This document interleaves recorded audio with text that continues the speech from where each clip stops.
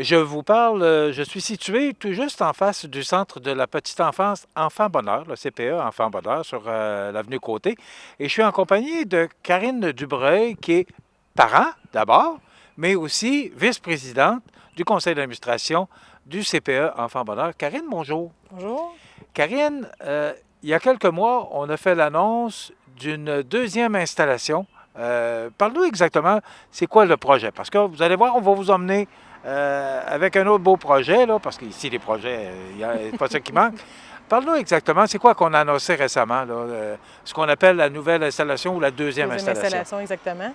Parce que ça va être la deuxième installation, parce que ça va porter le même nom. Donc, c'est pour ça qu'on dit deuxième installation. OK. Ça va être 40 places avec garde atypique. Donc, quand on dit garde atypique, ça peut être sur un horaire de 24 heures. Donc, la garderie peut être ouverte de jour, de soir, comme de nuit, tout dépendamment des besoins de la région.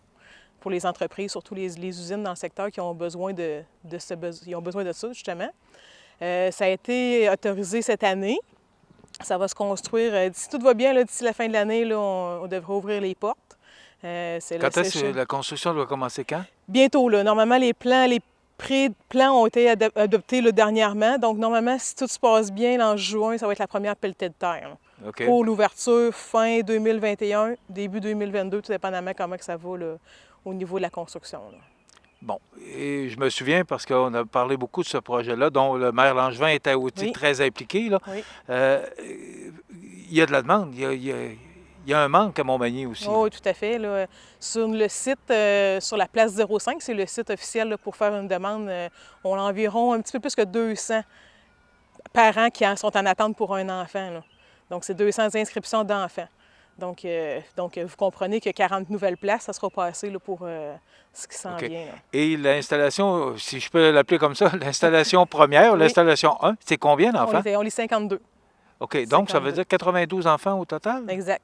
Okay. Mais si on calcule bien, pour le nouveau 40 places, vu qu'il va s'adapter peut-être sur des horaires de soir et de nuit, ça peut peut-être couvrir plus d'enfants, là, vu qu'on va avoir une plus grande échelle au niveau... On peut utiliser jusqu'à 24 heures, dans le fond, là, pour la garderie. Là. Tandis qu'elle, ici, est vraiment juste de jour, là, présentement. Là. OK. Est-ce que ça veut dire, il faut juste bien comprendre, les 40 places, c'est justement s'il y a des places de jour qui sont utilisées, mais est-ce que ça ouvre de nouvelles places, exemple le soir ou la nuit? Oui. Donc, ça veut dire que vous pouvez combler plus beaucoup que 40 places combler les besoins, là? Oui, exactement.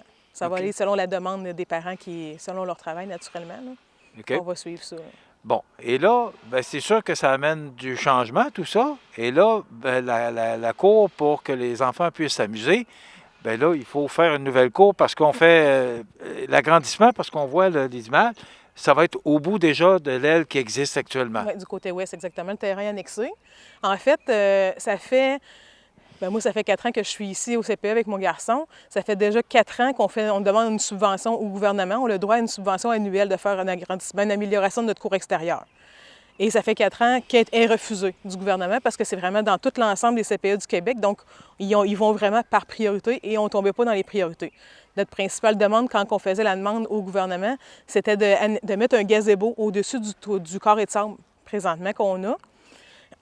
Parce que en plein celle-là, il n'y a pas d'arbre. Exactement, exactement. Le matin, c'est moins pire, mais quand on tombe l'après-midi, l'été, là, à 30 degrés, là, ça cuit un peu, là, les enfants. Donc, puis là, cette année, bien, étant donné depuis l'année passée, les enfants ne peuvent pas sortir à l'extérieur de la cour. Habituellement, il y a toujours des petites sorties un petit peu, là, à dos, pommes, ces choses-là, en autobus. Mais là, depuis l'année passée, les enfants ils sont vraiment juste concentrés dans la cour extérieure. Donc, c'est pour ça que cette année, bien, la direction a dit, c'est là qu'on m'embranle, il faut que ça bouge, parce qu'on est encore en 2021, que les enfants ne pourront pas sortir encore à des sorties extérieures de la garderie. Là.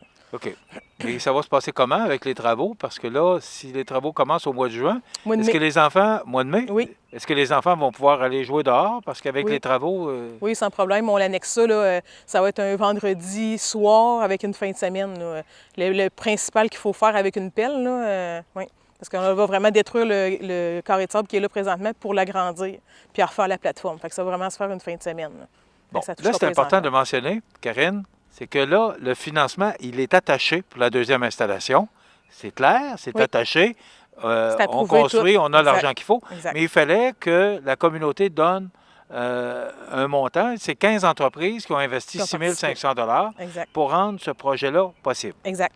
Alors ça, c'est réglé, on a le financement. Exact. Maintenant, c'est que là, ça va prendre le financement.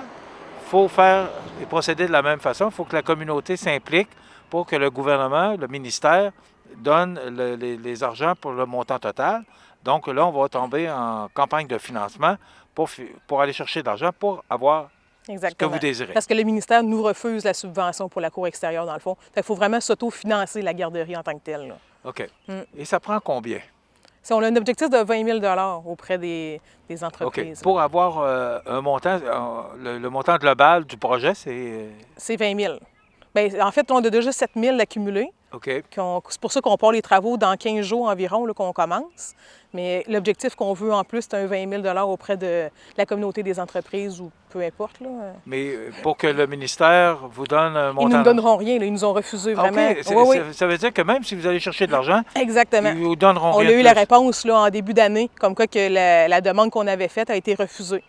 C'est pour ça que c'est là que la direction elle a mis en branle que là, faut faire d'autres choses pour se trouver des sous là, pour améliorer la cour. Là. OK. Et qu'est-ce que ça donne, ce 20 000 $-là? Oui. Vous allez pouvoir faire quoi avec ça? Bien là, à la base, c'est ça. On a l'agrandissement du carré de sable avec installation du gazebo qui est notre priorité, c'est ça qu'on veut faire. On a aussi un module de jeu qu'il y a un panneau là, qu'on doit remplacer parce qu'il est plus sécuritaire pour les enfants. Ensuite, on a des jardinets qu'on veut installer dans la cour pour que les enfants puissent cultiver vraiment des légumes. Éventuellement, dans la deuxième installation, il va y avoir aussi des fruits, des arbres fruitiers. Fait que éventuellement, ça va être vraiment un gros jardin qu'on veut faire. Là. Mais là, on va commencer petit dans la cour ici pour ensuite continuer peut-être l'année prochaine pour avoir un gros jardin que les enfants vraiment ils puissent en avoir le plus possible à cultiver. Puis en dernier lieu, tout dépendamment des montants qu'on veut accumuler, il y a des jeux d'eau qu'on aimerait installer, mais des jeux d'eau permanents. Donc, pas juste des qu'on connecte dans le boyau, là, vraiment déjà installés puis qui restent toujours permanents dans la cour. Karine, on va vous souhaiter un bon succès dans votre campagne de financement. Et dans quelques instants, on va parler avec Francis Rouleau, que vous connaissez bien. Oui, c'est bien celui qu'on connaît, le directeur général du magasin Coop IGA, qui est administrateur ici. Et lui, il va nous parler de la campagne de financement, de quelle façon ça se déroule. Merci beaucoup, Karine, et on va vous souhaiter bon succès. Merci. Alors, je suis maintenant en compagnie de Francis Rouleau, qui est directeur général du magasin Coop IGA, mais là, comme administrateur du CPE Enfant Bonheur. Francis, bonjour. Bonjour, M. Mounier. Francis, la campagne de financement maintenant, bon, l'objectif est de 20 000, Karine l'a mentionné. Oui. On compte aller chercher ces argents-là comment? Parce qu'il y a un plan de commandite là, qui a été monté justement pour cette campagne de financement-là. Oui, définitivement. En fait, le comité regroupe 7 personnes qui se sont rassemblées pour bâtir le plan de commandite et le plan de visibilité. Donc, la façon dont on va fonctionner à compter de maintenant. Et d'ailleurs, certaines entreprises ont probablement déjà été contactées, sollicitées. Ouais. Nous allons fournir une lettre de présentation du projet de la cour extérieure et on va aussi fournir un document expliquant la visibilité que les entreprises vont recevoir selon le montant qu'ils vont investir gratuitement là, pour récolter le 20 000 d'objectifs. Ceci dit, les 7 membres du comité vont prendre chacune partie des entrepreneurs de la région pour pouvoir les contacter, soit par téléphone et par la suite leur envoyer des informations à cet égard-là. Et notre objectif est d'avoir rencontré le maximum de partenaires d'ici le 31 mai prochain. Bon, on est le 3 mai, on est lundi le 3 mai. Alors, ça commence aujourd'hui et là, ça se termine à la fin du mois de mai, 31 mai. Oui, définitivement. Bon, Karine mentionnait qu'il y avait déjà là, des dons qui sont rentrés. Là. Oui. Avez-vous bon espoir? Bon, on a effectivement bon espoir. Les partenaires répondent tous à l'appel. Comme Karine le mentionnait tantôt, notre demande étant refusée au niveau ministériel, on a dû se retourner de bord et déployer quelque chose assez rapidement. L'été s'en vient, c'est le printemps. Nos jeunes, actuellement, sont principalement, avec les écoles étant fermées, sont principalement... ça leur fait du bien d'être dehors, puis c'est important pour nous de s'assurer qu'au niveau éducatif, pédagogique, que nos enfants puissent se développer, continuer à se développer et revenir à la base de la nature, puis des plantes, des arbres fruitiers et tout ça. Là. Donc oui, on a bon espoir. Ça rentre déjà actuellement parce qu'il y a déjà des entreprises qui ont été approchées là, et je suis persuadé qu'on va atteindre le montant. Francis, vous avez parlé beaucoup des entreprises qui vont être sollicitées parce Oui. qu'il y a un comité de gens là, qui vont téléphoner, parler aux entrepreneurs. Oui. Mais monsieur, madame, tout le monde, les parents, les grands-parents qui voudraient donner, est-ce qu'ils peuvent le faire? Oui, oui, effectivement, c'est possible de le faire. En fait, il s'agit simplement de contacter soit l'un des membres du comité de financement ou simplement contacter le CPE Enfant Bonheur au numéro de téléphone 418-248-4580.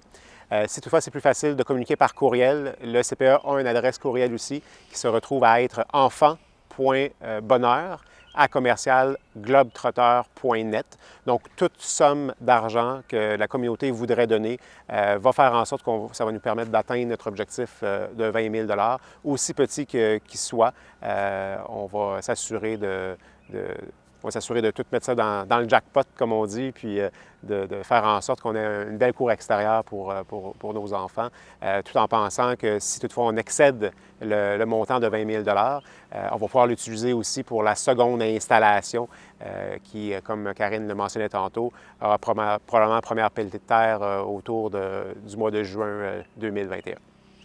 Pourquoi Francis Rouleau, directeur général du magasin Coop IGA, s'implique dans Enfant Bonheur? Bien, en fait, les enfants, pour moi, ça a toujours été une priorité. Ça fait partie de mes valeurs personnelles que d'être présent au sein de ma communauté.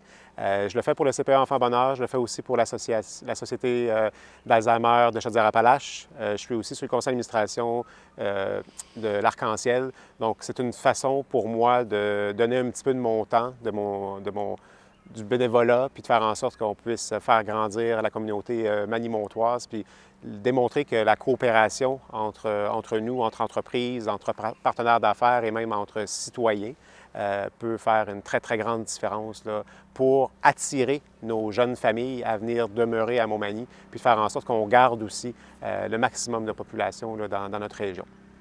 C'est important ce que vous mentionnez, d'attirer les jeunes familles parce que, bon, on l'a dit, il y a des besoins, c'est 200 enfants il y aurait des besoins pour 200, et là, on va en combler 40, et on en a déjà 52. Alors, ça veut dire que si on veut attirer des jeunes familles, parce qu'avec le projet du complexe sportif, ça nous prend du monde, et ça nous prend des installations, des infrastructures pour intéresser les jeunes familles à venir s'installer à Montmagny, et ça vaut pour le magasin Coop aussi, là. C'est toute une économie qui est concernée par ça. Bien, définitivement. Puis on se doit de retenir nos gens ici pour éviter les fuites commerciales. Donc, naturellement, si toutefois les gens se sentent bien chez nous, ont les services qu'ils ont besoin, bien, par définition, ils vont rester dépensés dans notre belle région. Puis on n'a pas à envier aucune autre municipalité environnante, là. On a des gens qui sont des gens de cœur qui sont ici pour supporter toute la beauté de notre paysage, puis tout l'environnement qu'on a. Il s'agit de l'entretenir, il s'agit de le dynamiser, puis d'y mettre un petit peu de nos couleurs. On rappelle la façon de procéder. Ça débute aujourd'hui. C'est jusqu'au 31 mai. Définitivement. Les entreprises vont être sollicitées. Oui. Tout le monde, sans exception, sera sollicité. En fait, si on oublie certaines entreprises, naturellement, on se réfère à des listes qui nous a été fournie par la municipalité, mais si on en oublie puis que vous croyez que vous jugez bon en fait de pouvoir nous contacter, faites-le. Ça sera pas nécessairement là, pour nous facile d'avoir à communiquer toutes les entreprises. On va en communiquer une grande partie.